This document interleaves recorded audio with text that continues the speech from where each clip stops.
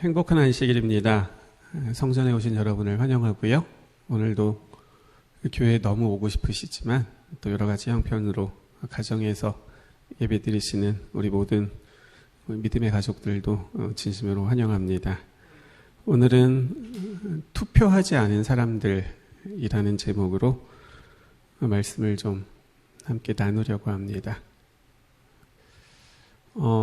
제가 이 자리에서 보니까 지난주 있었던 그 보궐선거에 투표하신 분은 아무도 안 계실 것 같습니다. 배찬원 집사님만 투표하실 수 있는 자격이 있으셨던 분이시네요. 그렇죠? 예. 아시는 것처럼 지난주에 보궐선거가 있었습니다. 서울시장을 선출하고 또 부산시장을 새로 뽑는 보궐선거가 있었고, 그 선거 때문에 모든 뉴스들 또 모든 인터넷들의 그 뉴스 기사들은 선거 이야기가 참 많았습니다. 그리고 지난 수요일 선거가 끝났습니다. 선거가 끝나면 이제 좀 뉴스가 좀 바뀌려나 했더니 끝났는데도 뉴스들은 별로 바뀌지 않았습니다.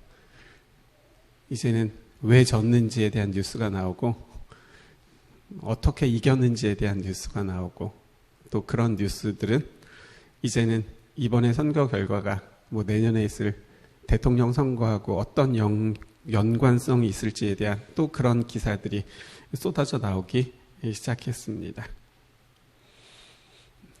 상대방은 거짓말장이고, 그래서 내가 시장이 되어야 한다는 그런 후보들의 모습을 봤습니다. 또 어떤 후보에게 투표해야 할 것인지를 선택하고 또 투표하는 그 모습들도 보게 되었습니다. 늘상 있는 선거지만 유독 이번 선거를 보면서 저는 그런 생각을 하게 됐습니다.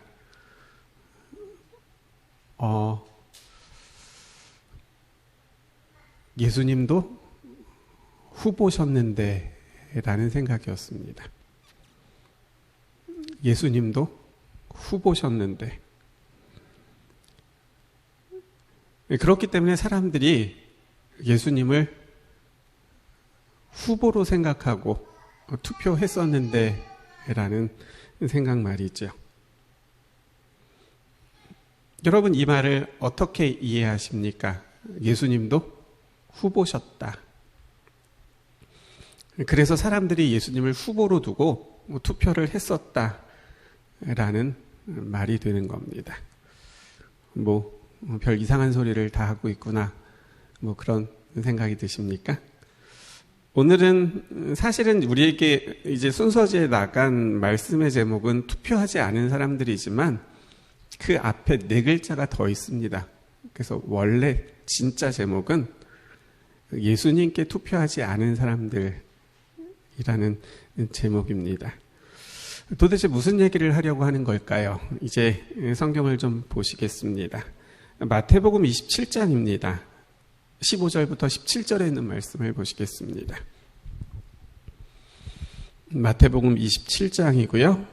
15절부터 17절에 있는 말씀, 우리 찾아서 이 말씀 같이 한번 읽어보겠습니다.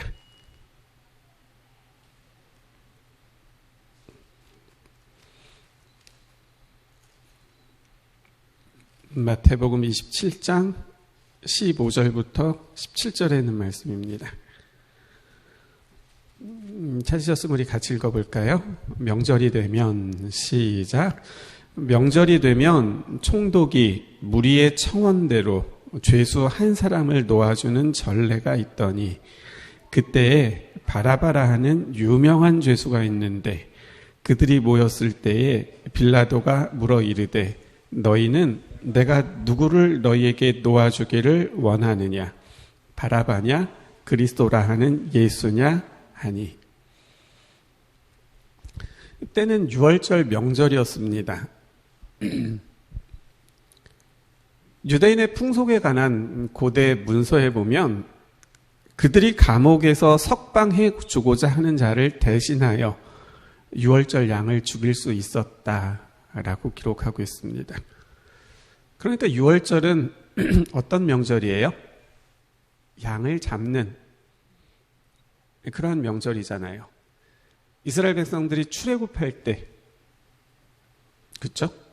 원래는 누가 죽기로 돼 있었는데요. 그 모든 가정의 장자가 죽기로 돼 있었는데 그 장자들을 대신해서 어린 양이 죽었습니다. 그래서 그 피를 취해서 문설주에 발랐던 가정들은 그 가정의 아들들이 죽지 않았습니다. 그렇기 때문에 6월절이 되면 뭘 잡았냐면 양을 잡았던 거죠. 그렇기 때문에 그것을 기념하기 위하여 무슨 풍습이 있었냐면 6월절이 되면 양을 잡습니다. 양이 죽는 거죠. 그렇기 때문에 그 양이 누군가를 대신해서 죽었다는 것을 조금 더 사람들에게 잘 알려주기 위하여 감옥에서 석방될 수 없었던 자유가 없는 그 사람들 가운데 한 사람을 풀어주는 그런 관례가 있었던 것이죠. 지금 빌라도는 유대인의 그런 관례를 생각해냈습니다. 그래서 빌라도는 풀려날 수 있는 죄수 가운데 한 사람을 누구로 선택을 하는 거예요? 예수님으로 선택을 하는 겁니다. 다시 말하면 지금 빌라도는 예수님을 후보로 추천하고 있는 것이지요. 예수님을 풀어주고 싶은 마음이 빌라도에게 있었던 겁니다. 그런데 단독 후보로 세울 수 없었습니다. 왜냐하면 무리들이 원하는 또 다른 죄수가 있었기 때문입니다. 그 사람이 성경에 기록된 아주 유명한 죄수였던 누구였습니까? 바라바였습니다. 빌라도가 예수님을 추천하고 무리들이 바라바를 추천하는 겁니다. 이제 모여있는 무리들 앞에 빌라도는 예수님과 바라바를 세웁니다. 그리고 이렇게 말합니다. 내가 누구를 너희에게 놓아주기를 원하느냐? 바라바냐? 그리스도라 하는 예수냐? 이 말을 다시 말하면 이제 후보 두 사람이 있으니 후보 두 사람이 너희 앞에 섰으니 너희가 투표로 결정하라는 말입니다. 기호 1번은 바라바였습니다. 기호 2번은 예수님이었습니다. 그런데 지금 내가 누구를 너희에게 놓아주기를 원하느냐? 바라바를 원하느냐? 예수님을 원하느냐라고 말하는 이 빌라도의 이 말이 참 재밌게 들립니다.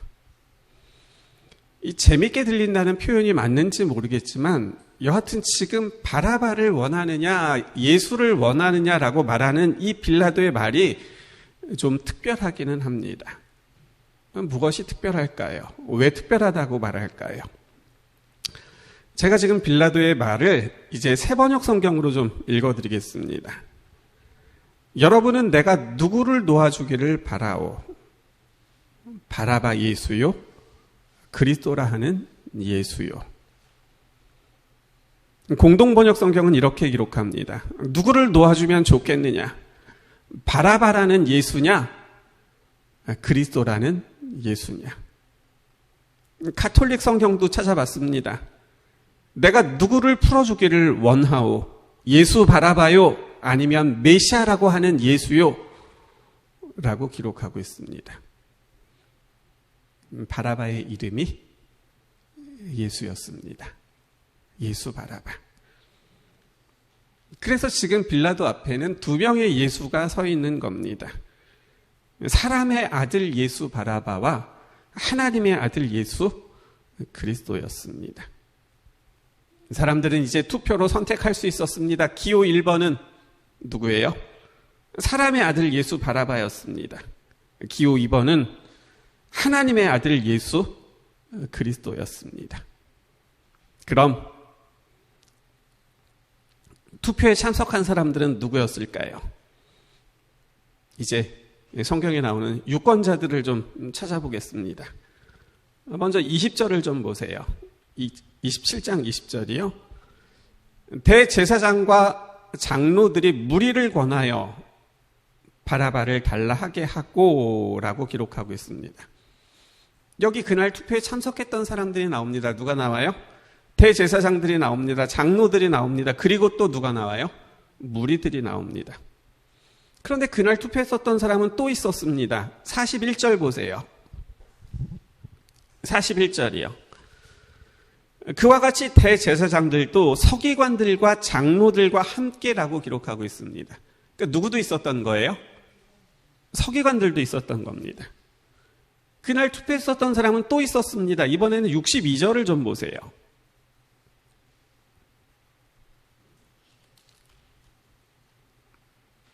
62절이요. 그 이튿날은 준비일 다음 날이라 대제사장들과 바리새인들이 함께 빌라도에게 모여서 말했다라고 기록하고 있습니다. 여기 보면 빠지지 않고 꼭 투표했어야 됐을 누구도 나오는 거예요? 바리새인들도 나옵니다. 이제 그날 투표에 참석했던 사람들이 누구였는지를 확인할 수 있습니다. 제사장들이 투표합니다. 바리새인들이 투표합니다. 서기관들과 장로들이 투표합니다. 그리고 무리들이었던 누가요? 유대인들이 그날 투표에 참석했습니다. 제자들도 투표할 수 있었습니다. 하지만 제자들은 예수님께서 잡히시는 걸 보고는 어떻게 했어요? 다 도망가 버렸습니다. 후보는 2명이었습니다. 사람의 아들 예수 바라바와 하나님의 아들 예수 그리스도였습니다. 그렇게 2명의 후보가 제사장들과 서기관들과 바리새인들과 장로들과 유대인 앞에 서 있었습니다. 이제 후보가 결정되고 유권자들이 모인 겁니다. 투표가 시작되려고 합니다. 그런데 그때 무엇이 있어요? 선거운동이 있습니다. 20절 다시 봅니다. 대제사장들과 장로들이 무리를 권하여 바라바를 달라 하게 하고 예수를 죽이자 하게 하였더니, 대제사장들과 장로들이 무리들에게 뭐하고 있는 거예요? 선거운동하고 있는 겁니다. 바라바를 지지해달라고 그렇게 선거운동을 하는 거죠. 그리고는 이제 투표에 들어갑니다. 그날의 투표는 오늘날의 투표와는 달랐습니다. 오늘날의 투표는 비밀 투표잖아요. 기표소 안에 들어가서 내가 누구를 찍는지 아무도 알지 못한 채 나만 알 수 있는 그러한 투표를 합니다. 그런데 그날의 투표는 비밀 투표가 아니었습니다. 그날의 투표는 모였던 사람들이 자신들이 원하는 후보의 이름을 호명해서 크게 부르는 그런 선거였습니다. 그래서 빌라도가 모였던 무리들에게 묻습니다. 21절이요. 총독이 대답하여 이르되 둘 중에 누구를 너희에게 놓아주기를 원하느냐. 빌라도가 모인 무리들에게 묻습니다. 너희는 누구에게 투표하겠느냐? 너희가 원하는 후보는 누구냐? 사람의 아들 예수에게 투표하겠느냐? 하나님의 아들 그리스도에게 투표하겠느냐라고 묻는 것이죠. 사람의 아들 예수냐? 하나님의 아들 예수냐? 누구에게 투표하겠느냐?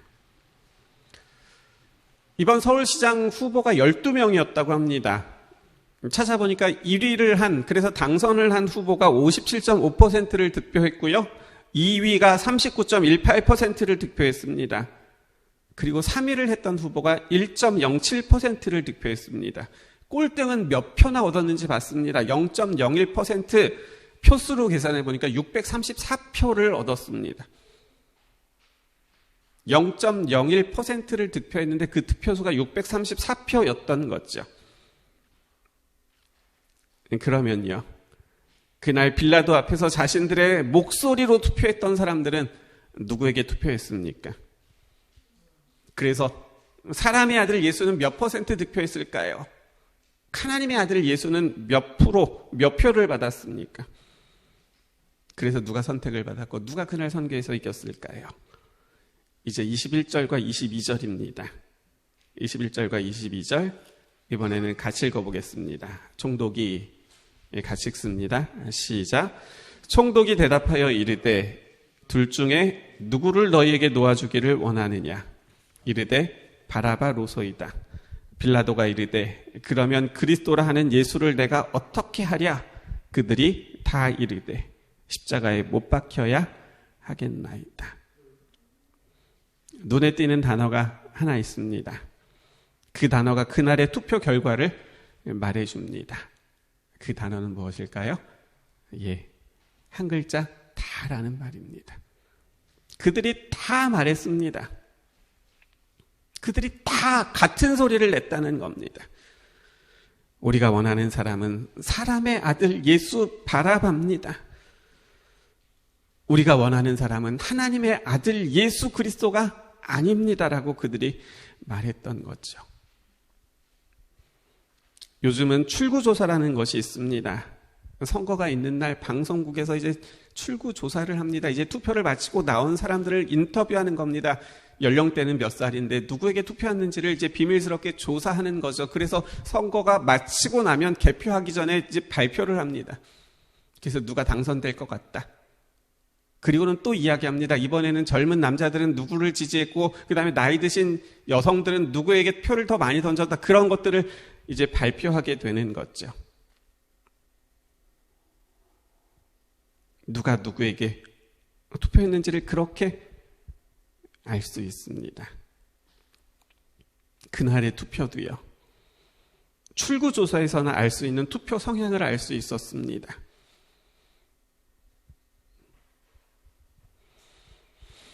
그날의 투표도 출구조사에서나 알 수 있는 그 투표 성향을 알 수 있었다는 겁니다.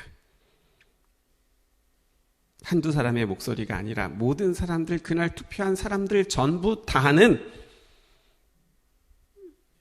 하나님의 아들 예수를 십자가에 못 박으라고 소리쳤습니다. 무슨 얘기예요? 제사장들은 전부 다 사람의 아들 예수에게 투표했습니다. 바리새인들 전부 다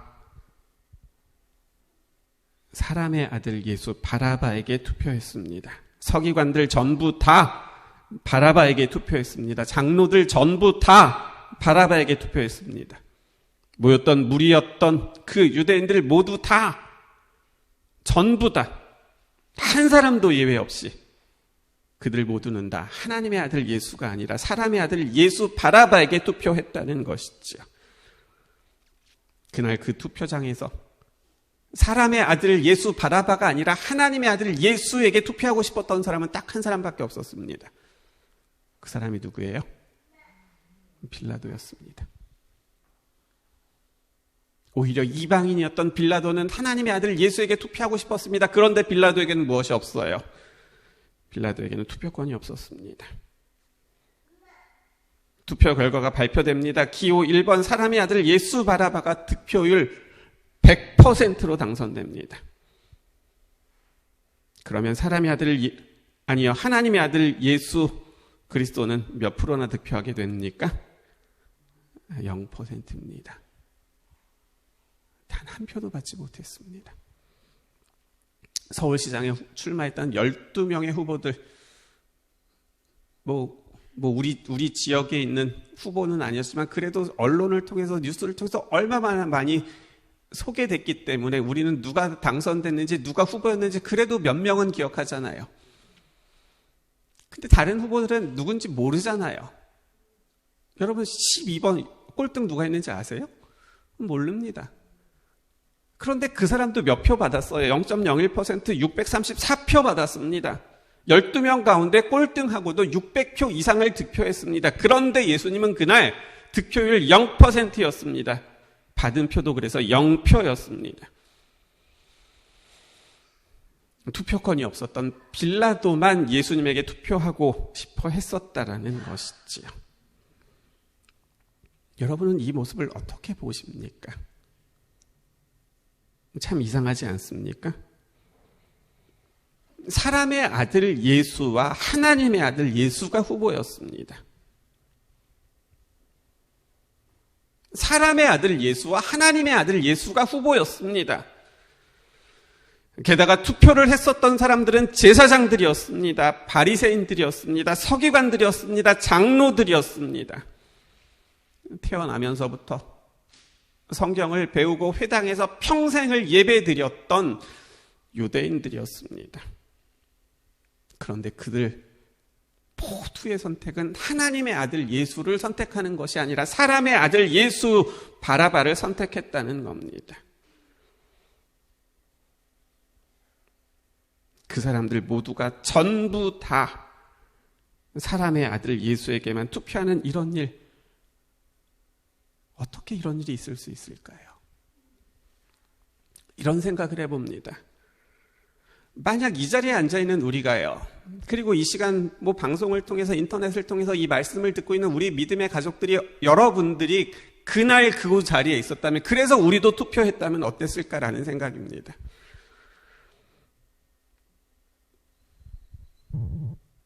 우리 모두가요, 2000년 전에 그 자리에 있었다면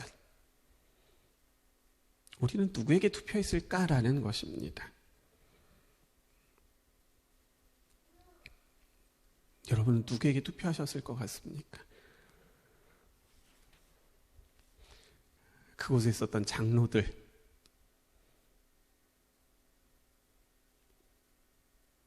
서기관들, 바리새인들,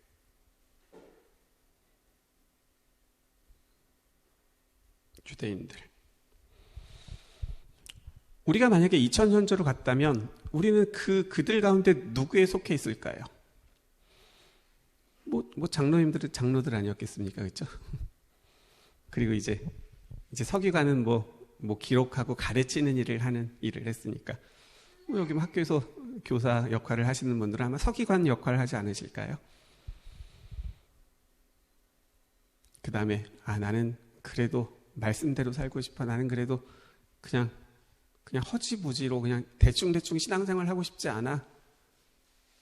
라면서 그렇게 신앙에 대해서 좀 가치를 더 두는 사람들은 바리새파 사람들이었을 겁니다.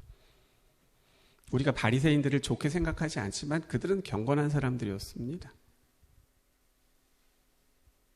좀 더 신앙적으로 집중하고 열중하고 싶었던 그런 사람들이 바리새파, 그런 사람들이 모였던 거죠. 이 열심당원들.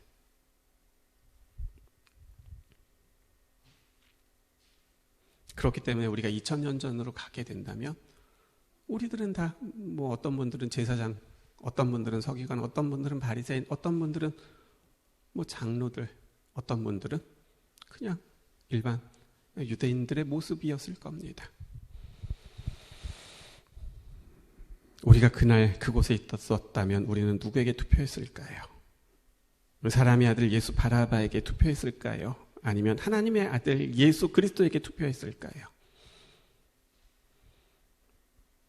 사람의 아들 예수 바라바를 놓아주라고 외치던 그 수많은 사람들 가운데 내가 있었다면 나는 그 사람들 가운데서 아니요 하나님의 아들 예수를 풀어주세요라고 나는 그렇게 소리칠 수 있었을까요?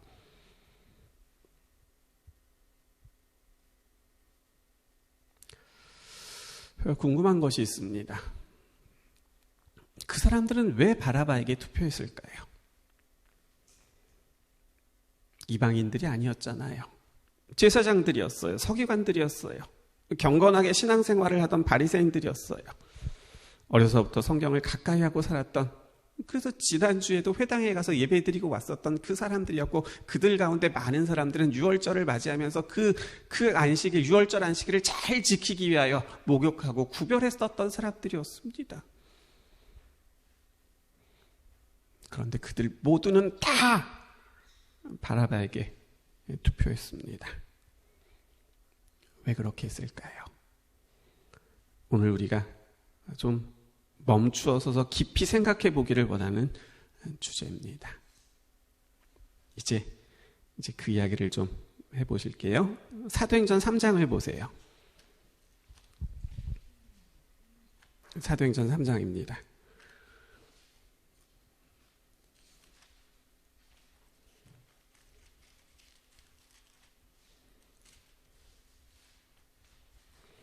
(13절부터) (15절입니다)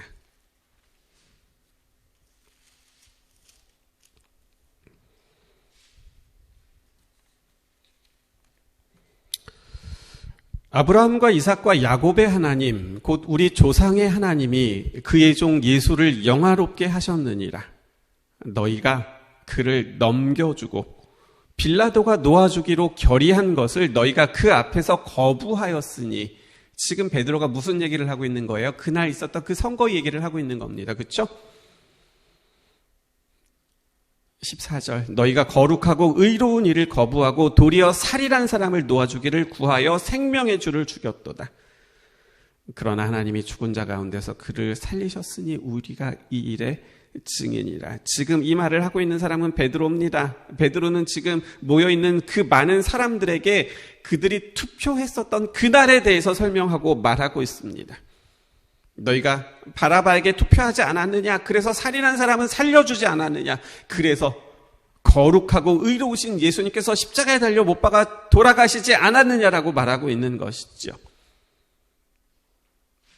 그날 무슨 일이 있었는지를 그 무리들에게 다시 설명하고 있는 겁니다.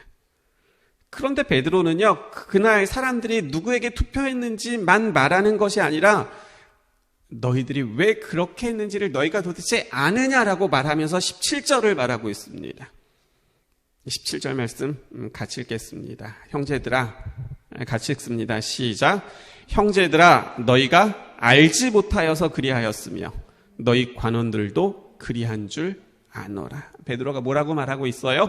너희가 알지 못해서 그랬다라고 말하고 있는 겁니다. 너희가 알지 못해서 그렇게 투표했고 너희 관원들, 여기서 관원들은 지도자들이잖아요. 제사장들도 서기관들도 바리새인들도 장로들도 알지 못해서 그리했다는 것을 안다라고 말하고 있는 것이지요.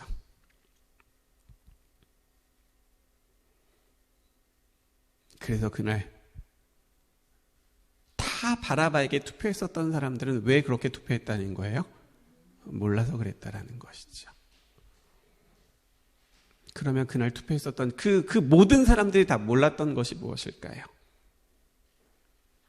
그날 투표했던 제사장들, 바리새인들, 서기관들, 장로들, 그리고 모였던 모든 유대인들이 다 몰랐던, 그래서 잘못 투표했던 그것이 무엇일까요? 이제 누가복음 24장을 보겠습니다. 누가복음 24장 21절입니다.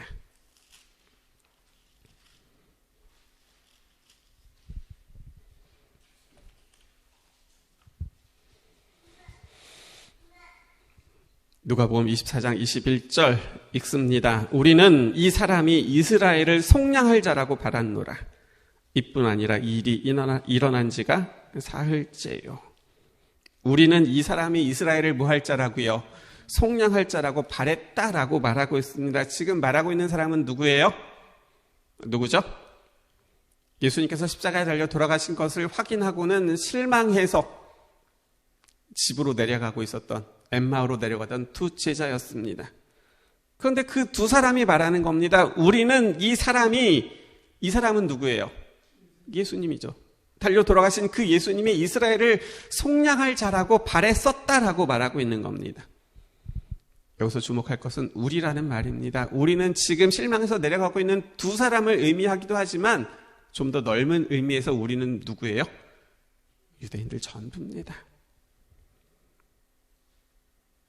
유대인들 전부죠. 유대인들 전부가 원했던 것이 있다는 겁니다. 그것은 그 사람이 이스라엘을 속량하기를 원했다는 것이죠. 그러면 사람들이 예수님에게서 원했던 그 이스라엘을 속량하는 것은 무엇일까요? 이제 21절 말씀을 제가 다른 번역의 성경들을 좀 읽어드리겠습니다. 현대인의 성경입니다. 우리는 그분이 이스라엘을 구해 주실 분으로 잔뜩 기대했었습니다. 이번에는 현대어 성경입니다. 우리는 그분이 이스라엘을 이 난국에서 구원하실 분으로 생각했습니다. 이번에는 가톨릭 교회에서 나온 성경입니다. 우리는 그분이야말로 이스라엘을 해방하실 분으로 기대하였습니다. 라고 그렇게 번역하고 있습니다. 예수님의 제자들을 포함한 모든 유대인들은,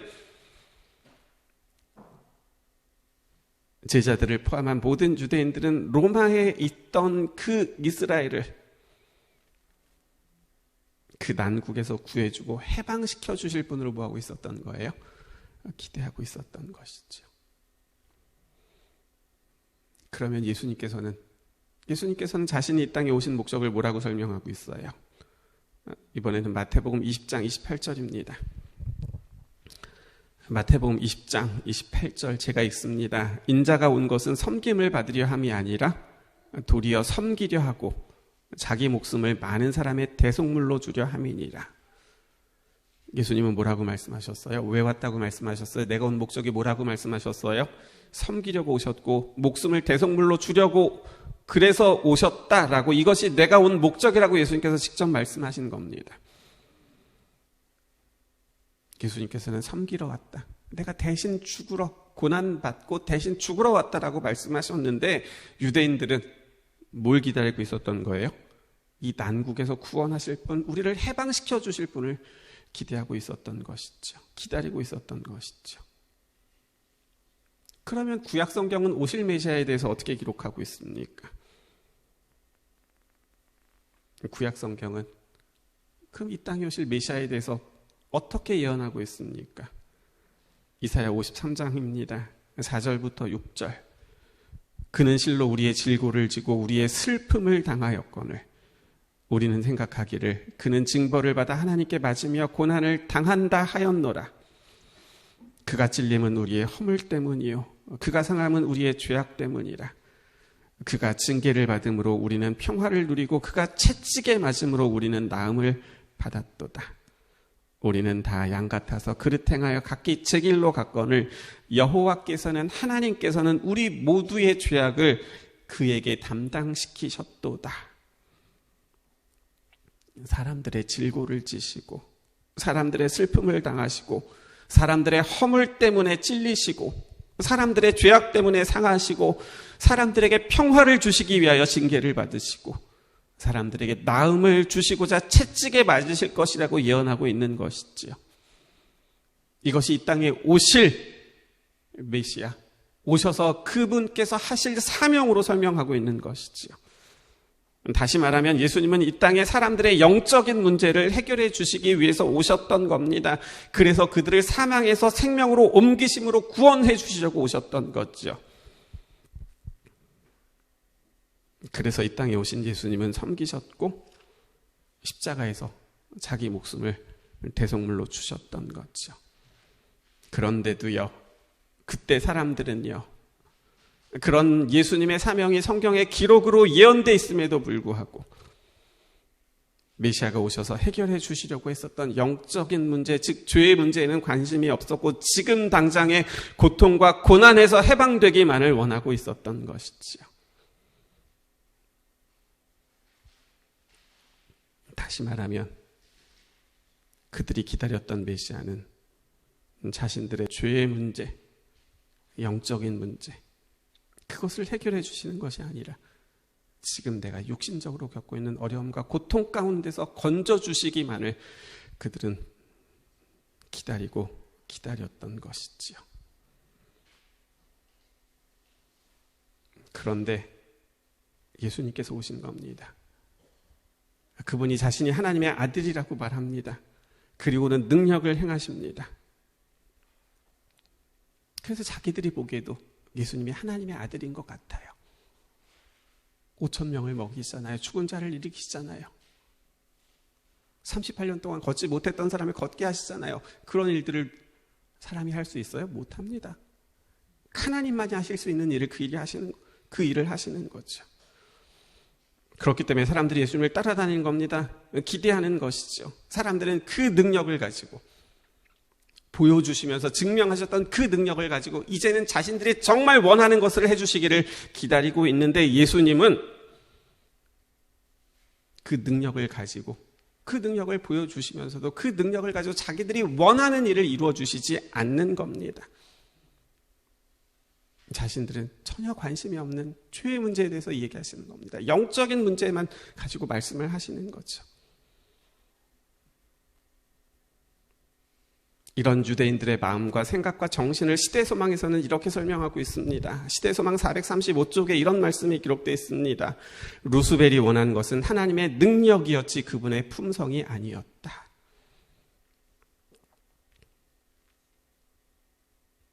유대인들이 원하는 것은 예수님의 품성이 아니었습니다. 유대인들이 원했던 것은 보리떡 5개로 5,000명을 먹이시고 죽은 자를 다시 살리시는 그 능력, 그것을 원했지 섬기시고 대신 죽으시는 그 사랑의 품성에는 관심이 없었던 것이지요. 그리고 우리가 주목할 것은요, 능력만을 원하고 품성을 원하지 않았던 그 마음과 생각은 누구의 것과 동일하다는 거예요? 하늘에서 결국 반역하게 되었던 그 루스벨의 마음과 생각과 동일하다는 겁니다. 루스벨이 원한 것은 하나님의 능력이었습니다. 그런데 루스벨은 하나님의 품성은 원하지 않았습니다. 이스라엘 백성들은 하나님, 예수님의 능력을 원했습니다. 그분께서 보여주시는 섬기시고 고난받으시고 대신 죽으시는 그것에는 관심이 없었던 것이죠. 베드로가 사도행전 3장에서 그것을 말하고 있는 겁니다. 너희가 알지 못해서 그런 거야. 너희가 원하는 것은 예수님의 능력이었지 예수님의 품성이 아니었던 거야. 그런데 생각해보면 예수님은 이 땅에 하나님의 품성 때문에 오신 거야. 포기하지 못하시고 대신 죽어서라도 우리를 살리시려는 그 하나님의 품성, 놓을 수 없고 포기할 수 없는 그 사랑 때문에 오신 거예요. 그래서 너희가 투표했었던 그날 한 표도 얻지 못하셨지만 그것 때문에 화내거나 소리치거나 하지 않으셨던 거예요. 오히려 한 표도 받지 못한 채 그렇게 십자가로 가게 된 것을 기뻐하셨던 것이.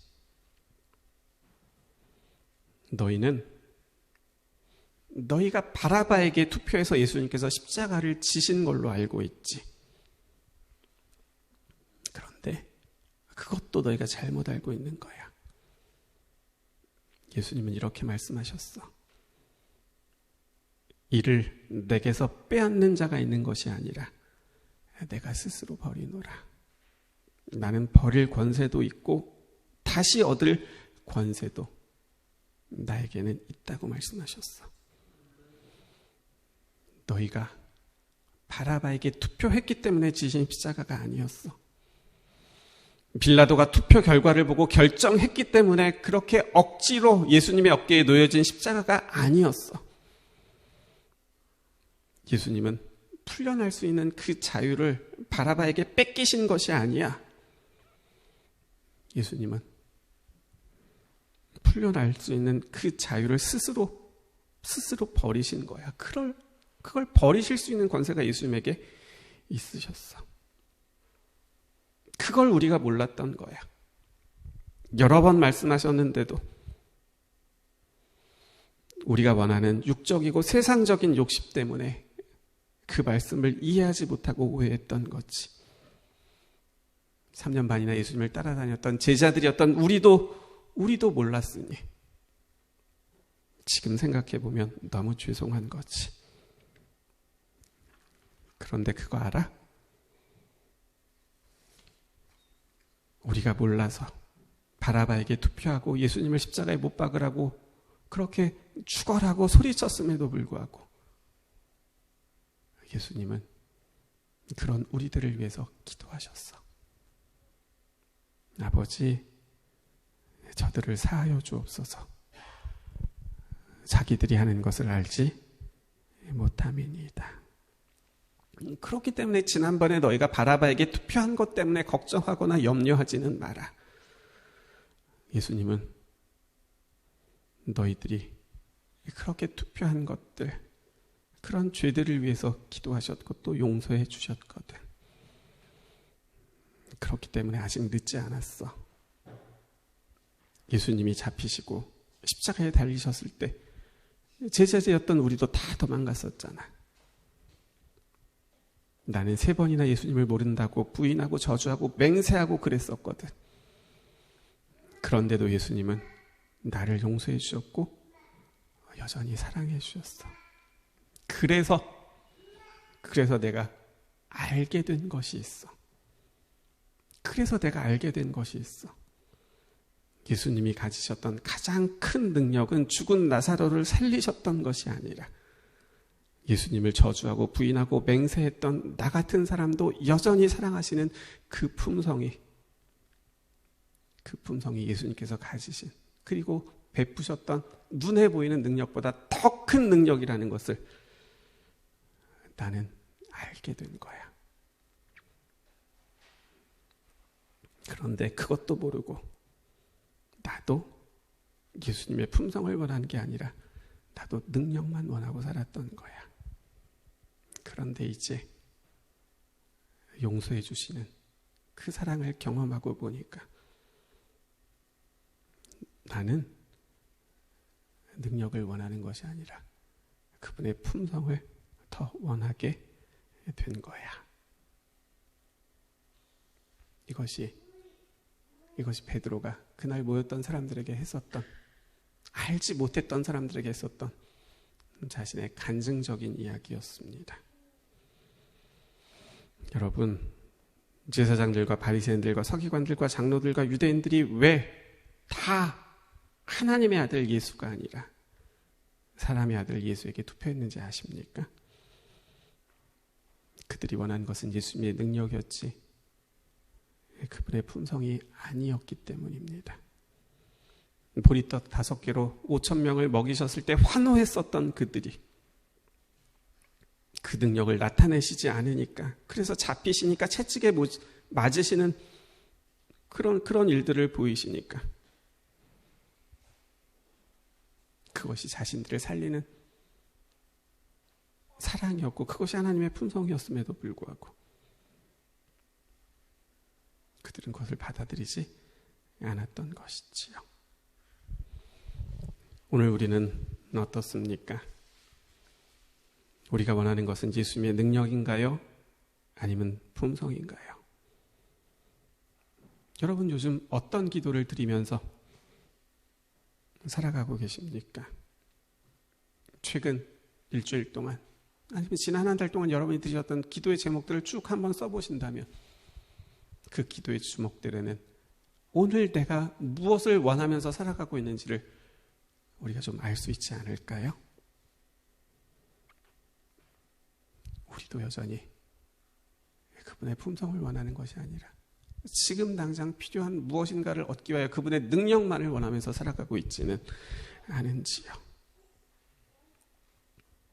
예수님을 십자가에 못 박으라고 소리질렀던 그날 그 사람들을 이상하다고 생각하는 우리들의 오늘 모습이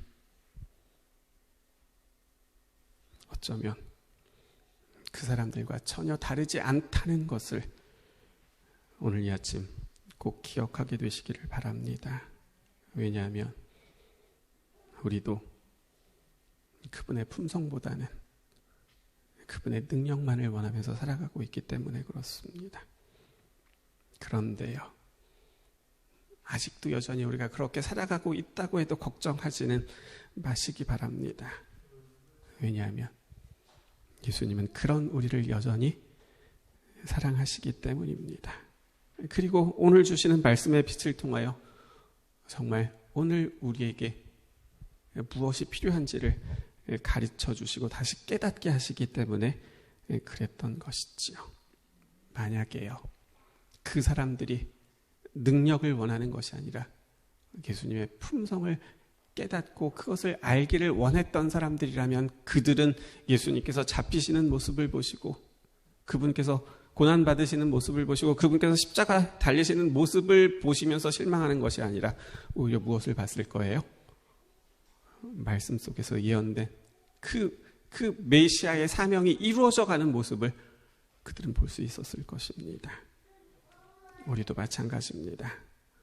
능력으로 역사하셔서 고난과 어려움 가운데 건져달라고 기도하는 것이 우리의 분명한 특권임에는 사실입니다. 그것이 틀렸다는 말이 아니에요. 구하는 것이 우리의 특권입니다. 역사해달라고, 도와달라고, 건져달라고 기도하는 것이 우리의 분명한 특권이죠. 그런데 우리가 그렇게만 기도하면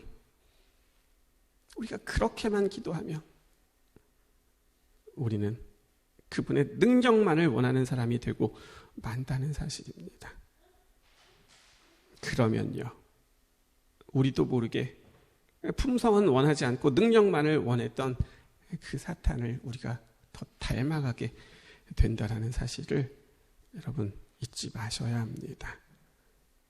우리가 주목해야 될 것이 있습니다. 그것이 하나님의 품성입니다. 이런 나를 여전히 사랑하시는 이런 나를 어느 누구도 모르는 여러분만이 아는 여러분의 그 온전한 모습을 그런 나를 사랑하시는 여전히 사랑하시는 그런 나를 포기하지 않으시는 그 사랑의 깊이와 넓이를 좀 깨달아 알 수 있기를 우리는 기도해야 될 것입니다.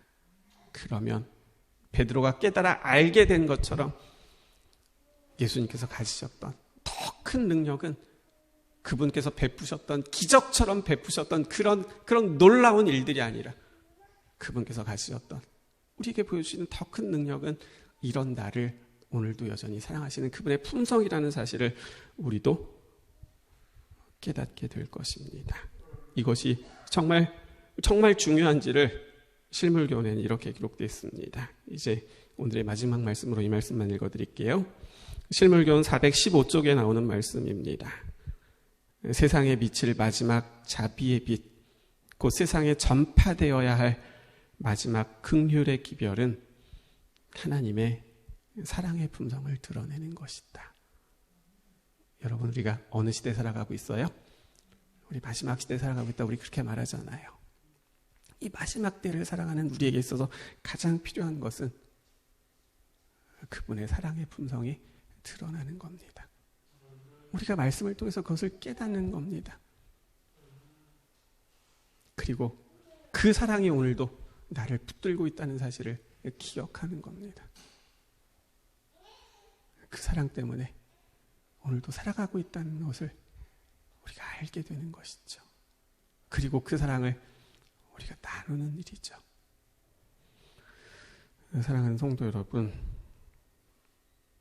능력만을 원했을 때, 품성에는 전혀 관심이 없고 능력만을 원했을 때 그들은 다 사람의 아들 예수 바라바에게 투표할 수밖에 없었습니다. 우리가 성경에서 보는 그들의 모습이 오늘 우리의 모습이 돼도 괜찮습니까? 그렇지 않잖아요. 그렇죠? 베드로가 했었던 말에 우리가 좀 주목하기를 원합니다. 내가 깨달은 것은 나도 능력만을 원했던 사람인데 그분의 능력을 가장 가까이서 지켜보면서 나도 그런 능력을 좀 가졌으면 좋겠다라고 바랬던 사람인데 내가 3번이나 예수님을 부인하고 그런 나를 용서해 주시는 그 사랑을 경험하고 내가 정말 알게 된 것은 더 큰 능력은 죽은 자를 살리는 능력이 아니라 이런 나를 용서해 주시고 이런 나를 여전히 사랑하시는 그분의 품성이 더 큰 능력이라는 것을 알게 됐다는 그 말을 우리 모두가 꼭 기억하게 되고 정말 하나님, 나를 향하신 그 하나님의 사랑을 저도 좀 이제는 깨달아 알 수 있도록 도와주세요라고 그렇게 기도하게 되시는 우리 모두가 되시기를 바라면서 오늘 말씀을 마치겠습니다.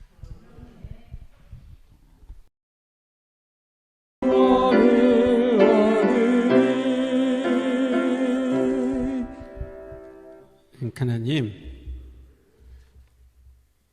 죽은 사람이 살아나는 모습을 저희가 우리의 눈으로 봤다면 아마 놀라서 기절초풍하고 대단하다고 막 흥분하면서 가만히 있지 못하고 소리치고 뭐 전화하고 그렇게 난리치지 않겠습니까? 그런데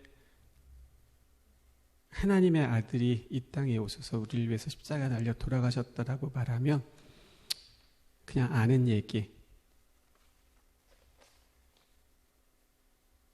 그리고는 어떤 감동이나 우리의 마음과 생각의 변화가 이제는 좀처럼 없는 거죠. 베드로가 말합니다. 자기도 그랬었다는 겁니다. 죽은 자를 살리실 때는 그 옆에 있었던 자신이 막 어깨가 올라가고 너무 흥분되고 좋았는데, 보리떡 5개로 5,000명을 먹이실 때 그 접시와 떡을 날릴 때는 너무 기분이 좋았었는데, 예수님께서 잡히실 때, 고난받으실 때, 십자가로 가실 때 자기는 도망가고 없었다는 겁니다. 그런데 예수님께서 십자가 위에서 다 이루어졌다고 선언하시고 부활하신 모습을 목격하고 난 다음에는 그것이 아니었구나라는 것을 깨닫게 되었다는 겁니다. 예수님을 3번이나 모른다고 부인하고 저주하고 맹세했던 자신을 책하는 것이 아니라, 그런 나도 여전히 사랑하시면서 이런 나도 포기하지 않고 일으켜주시는 예수님의 그 사랑과 마음을 알게 됐을 때, 베드로는 더 큰 능력은, 죽은 자를 살리는 것보다 더 큰 능력은 이런 나를 오늘도 포기하지 않고 사랑하시는 그분의 품성이라고 말하게 되는 것이지요. 하나님, 도대체 그 말이 무슨 말인지 저희도 좀 이해할 수 있도록 도와주시옵소서. 예수님에게 투표하지 않고 바라바에게 투표했던 제사장과 바리새인들과 서기관들과 유대인들의 모습을 성경을 읽으면서 저들은 왜 그랬을까 이해하지 못한다고 말하는 우리의 모습이, 능력만을 오늘도 여전히 원하고 그분의 품성에는 전혀 관심 없이 살아가는 우리의 모습과 그들의 모습이 전혀 다르지 않다는 것을 하나님 좀 깨닫게 도와주시옵소서. 오늘도 우리가 하나님을 찾고 하나님을 아버지라고 부르면서 그렇게 정상적으로 신앙생활하고 있지만, 그렇게 그분의 품성에 관심 없이 능력만을 원한 채 살아가고 있다면, 어쩌면 우리는 내 자신도 알지 못한 채 우리의 마음과 생각과 우리의 삶을 송두리째 사단에게 빼앗기고 있다는 사실을, 그래서 우리가 무슨 일을 하고 있으면서도 무슨 일을 하고 있는지조차 알지 못한 그러한 삶을 살아가게 된다는 것을 오늘 주신 말씀을 통하여 좀 깨달아 알 수 있도록 하나님 도와주시옵소서. 그런데 예수님은 그렇게 뭘 하는지도 알지 못하는 그들을 위해서 기도하십니다. 하나님, 저들이 몰라서 그래요. 하나님 용서해 주세요. 정말 그렇게 기도하셨던 예수님께서 오늘 우리를 위해서도 그렇게 기도하고 계심을 기억하고, 이제는 그 사랑이 무엇인지 좀 우리의 가슴으로 깨달아 알 수 있는, 그래서 베드로가 그 사랑을 깨달았을 때 그의 인생의 삶이 정말 송두리째 방향이 바뀌었던 것처럼, 이제는 우리도 그런 경험을 할 수 있는 우리 모두 되게 도와주시기를 예수님의 이름으로 간절히 기도드립니다. 아멘.